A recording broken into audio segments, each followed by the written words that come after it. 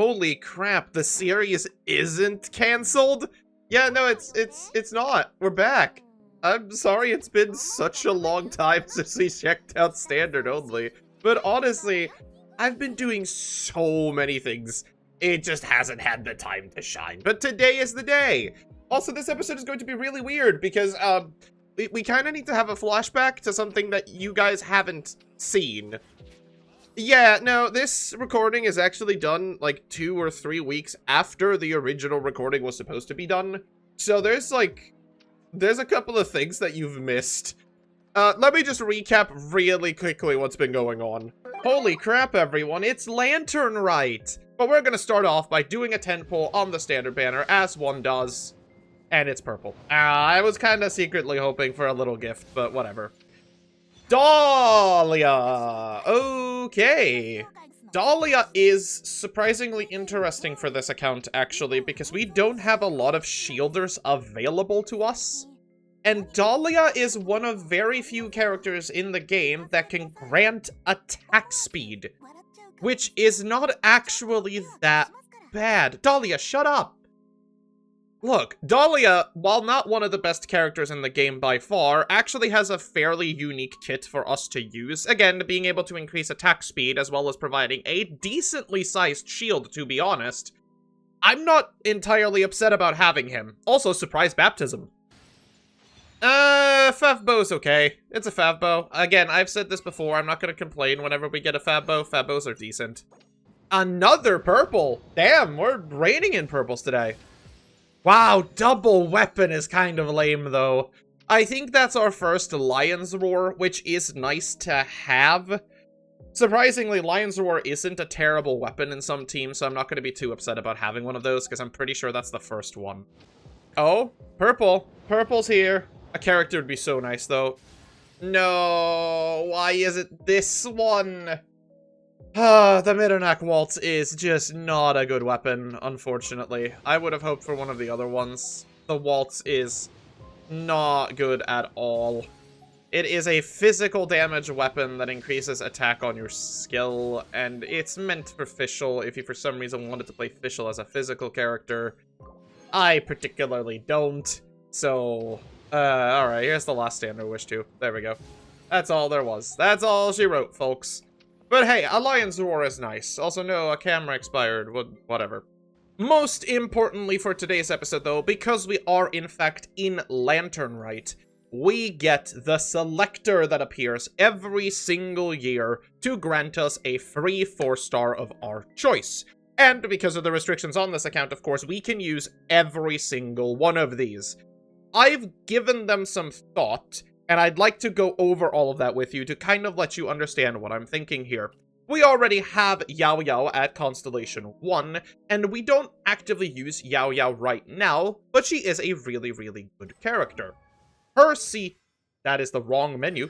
Her C2 doesn't really do all that much, though. It allows her to burst more often, but bursting with Yao Yao is usually not that great unless she is C6, so I don't think we'll be picking Yao Yao.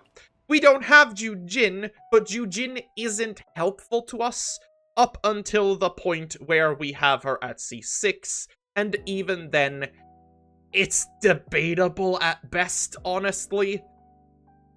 Yanfei is a fan favorite of me and the community, especially one of my moderators who recently tattooed her constellation. So, you know, I gotta rep Yanfei a little bit. Yanfei is, however, quite an option, even though we don't have her in C6, which makes her a fairly decent character on field. We have access to one of her better weapons. Yanfei's really good. That could be a potential pick for this account. Xingyan is not even an option for us, unfortunately. Her shielding isn't as strong as most other characters, and she just doesn't do enough, really, for her to be warranted here. Chongyun is a very interesting character choice because, theoretically, Chongyun could be very useful to us, both reducing the active cooldown of characters, as well as his burst dealing a fair chunk of damage. I thought about Chongyun for a bit, and then realized that I don't really have a team where I could slot in Chongyun cleanly, unless I'm playing one of the really old international teams, which would technically work, don't get me wrong, but I think we can do better than that, and he will eventually show up as well, so it's not the end of the world. Ningguang, unfortunately, we already have at C1. I don't think we're going to be able to use Ningguang for anything useful, so we're just going to skip that one. Xingqiu, on the other hand, though, of course, is always an option. We do have Constellation 1 already, but we would get Constellation 2, which extends the duration of a Rain Cutter and decreases Hydra resistance. C2 is a massive power spike for this character, and realistically speaking, this is one of the best options we have available on this wheel, because C2 Xingqiu would help teams so much.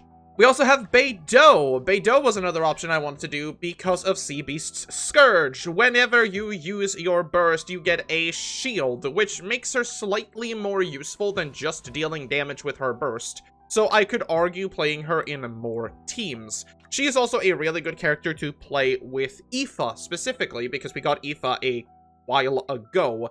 So I argued this one as well. We then have Xiangling, of course. I hate Xiangling. It's always Xiangling. Everybody is Xiangling. We would get C2, which is okay. It's a small AoE burst damage. It's not great, but it does stuff. Then we have what is possibly the strongest 4-star character in the entire game as of yet, Gumming. Gumming unlocks an entire new playstyle for this account, and if you have ever watched Java the Cup, which you probably have if you were here, you should know that Gumming is not to be messed with. He deals an incredible amount of damage, is fairly easy to get around, and has a ton of team options that he could play, and we've been searching for this boy for quite some time, because simply put, this is probably our main man. And then lastly, of course, we have Lan Yan. Lan Yan's C2 is okay. Whenever you do a normal attack while her shield is up, a part of the shield is restored. It makes you slightly tankier, but it is not exactly a deal breaker of any kind. So when it came down to it, and I did the fantasy numbers in my head that don't mean anything, it was between C2 Xingqiu, Beidou, and getting Gumming. Here's the thing. Xingqiu is a great character, but he does appear in the Starlight Shop every so often, so getting his constellations is way easier than some other characters. Beidou, while one of my favorite characters, isn't necessarily that strong. She does perform well, just not as well as Fischl, and just getting a shield on her isn't necessarily worth a yearly reward, but getting Gumming is. So to nobody's surprise, I'm going to be inviting Gumming to this account. We are at very, very high pity, apparently. Wow! Are we gonna go to 80? Please That's don't. insane if we go 80. We might. Okay, no, we don't. There it is. Okay. Gimme! Daya is weird. Daya is so weird on this account because she's technically kind of useful.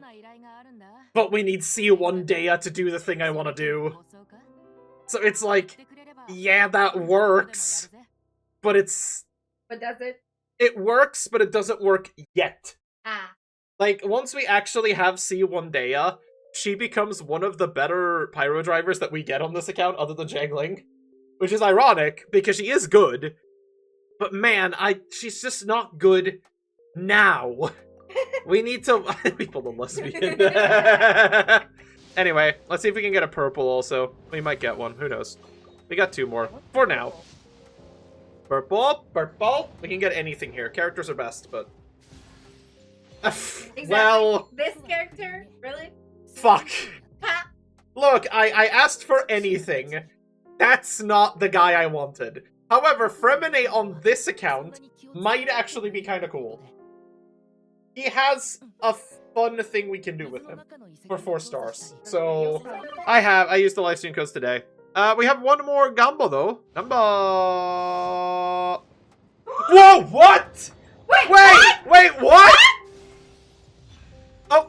Hey? Oh. Who's? Huh? What? Oh.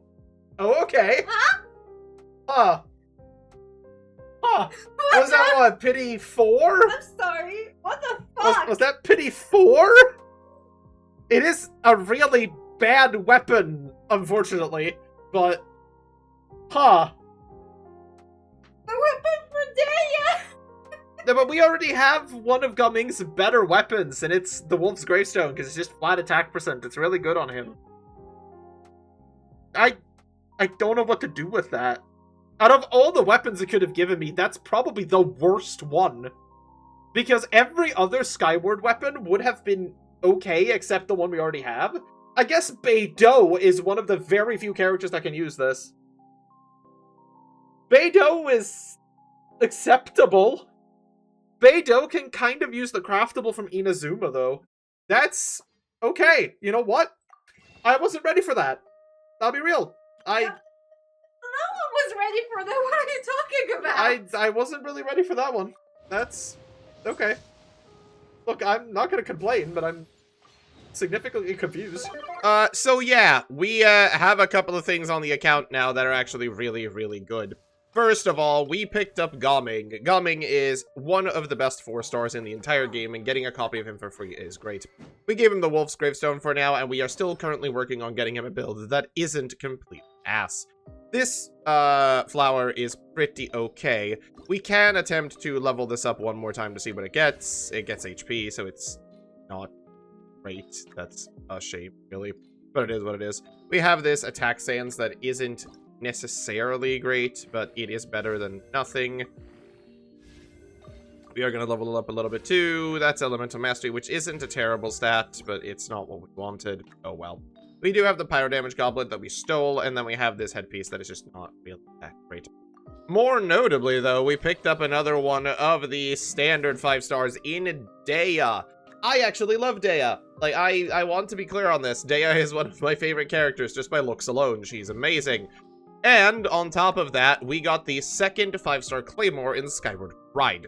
I'm still not entirely sure who the hell is going to use this, but it's on the account now, and I'm just going to enjoy that it's there. What I'm going to be doing today is I'm going to be spending most of our resin just doing some more Gaming things, because honestly speaking, we need to get Gaming up and running as fast as we can. Blah. The positive thing about trying to get artifacts the positive thing about getting artifacts for Gaming is the fact that we will also be building Fischl at the same time. And Fischl, as all of you know, is like a key piece to this account, who still doesn't have a build, by the way. We're just kind of slapping things on her. We got this crit rate circlet with a lot of elemental mastery on it, which is decent. I'm kind of okay with this. And then we have this onset electro damage bonus goblet that hasn't rolled a single time in attack, which is unfortunate. Or sorry, into crit damage, which is unfortunate. She does also have the Skyward Harp that we need to level at some point, so we'll have to build Fischl as well. Because as you all know, Fischl is incredibly good. I could do a 10 pull, but you know what? I don't want to. Also, something we were talking about, there is now the Mondstadt Chronicle banner, which I find to be funny, where technically all of the standard weapons are available. And one of them includes the Lost Prey to the Sacred Winds, which is just one of the weapons we really want, but I won't be doing any wishes on this, even if it is kind of cool that it's here. But yeah, no, we need to drop some wishes to see if we can get some keys. And starting with a 4-star is outstanding. Is that new?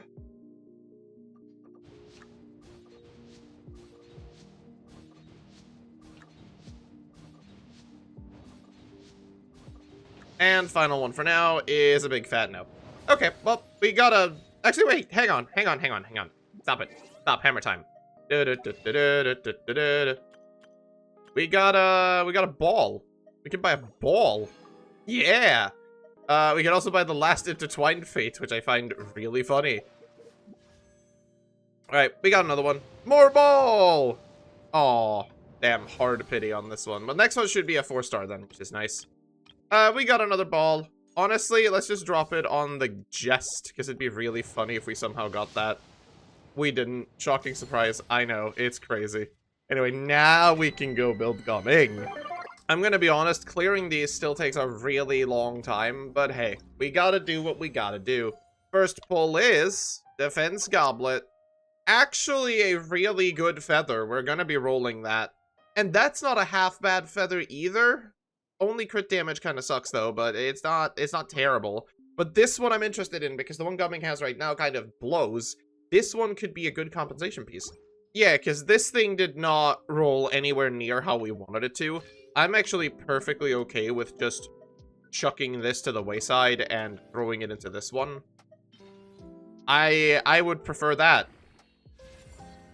Honestly, those are really good. Elemental Mastery and crit damage are two of the better ones here. Crit rate would obviously be better, but that's not bad at all. Oh, we need to get some more material. Oh, come on. We also have this one right here, which is another piece that we could roll, which is really, really nice, but this one rolled into defense immediately, so, yeah, no. We're still locking it, though, because, hey, it's a double crit piece. We may as well, but that piece is good. There is run number 2. HP could be good on someone, but not on Fischl the way we want it to be. Unfortunate. Fire damage, attack, animo.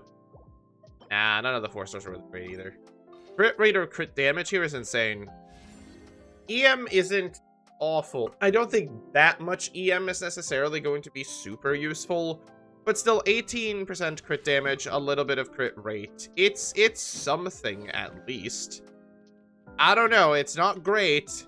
We really desperately need to find some crit rate, because even though he's on Marashusi, like, that's only 32% crit rate. That's not nearly enough. We still need some from somewhere.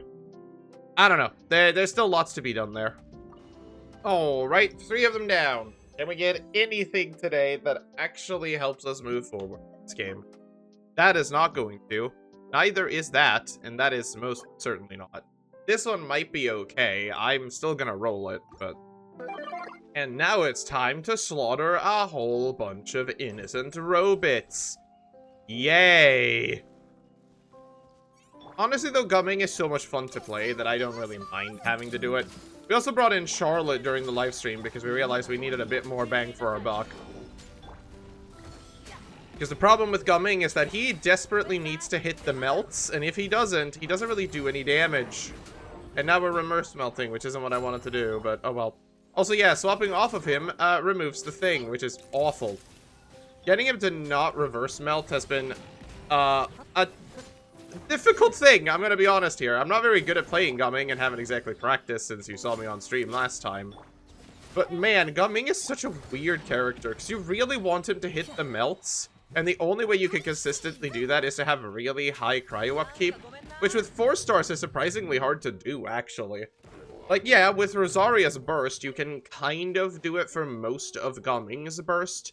Kaya is supposed to be really good at doing that too, but our Kaya is left in the dust for the time being, so we don't exactly have anything for him. But I might have to build Kaya for this team and replace Charlotte, just because. Like that, 40k is completely okay. I'm not mad about that at all. But getting those hits consistently is really damn hard. I think someone like Diona would be really helpful for that, or maybe even Layla. I've been talking a lot about Layla simply because she shields and actually has really good cryo application off-field. I think Layla would be super, super good for a Gumming team on this account. But we gotta get Layla to do that, and we don't have Layla yet. It's my favorite enemy! Hello, Electrocystin Mage. Goodbye, Electrocystin Mage. Jesus, she tried to zap me out of the air. She must really love me. I mean, look, whenever Gumming works and actually hits the melts, he deals a fair chunk of damage. 40k per jump attack isn't half bad, considering you build it. Absolute dog shit at the moment. I'm kind of happy about that. Okay, well, after many a crafting, I can finally actually proceed this account a little bit by ascending the Wolf's Gravestone up to its maximum.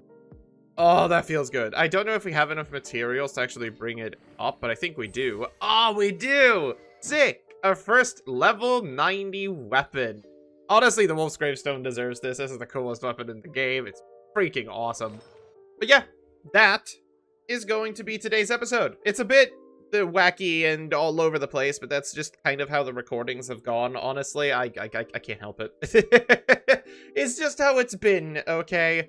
I hope you enjoyed it anyway. We'll see when the next episode comes out, because as I said in my update video, I will be focusing on other things for a little bit and just giving you occasional updates on this show until we get to the point where we can actually drop into the Imaginary Theater proper.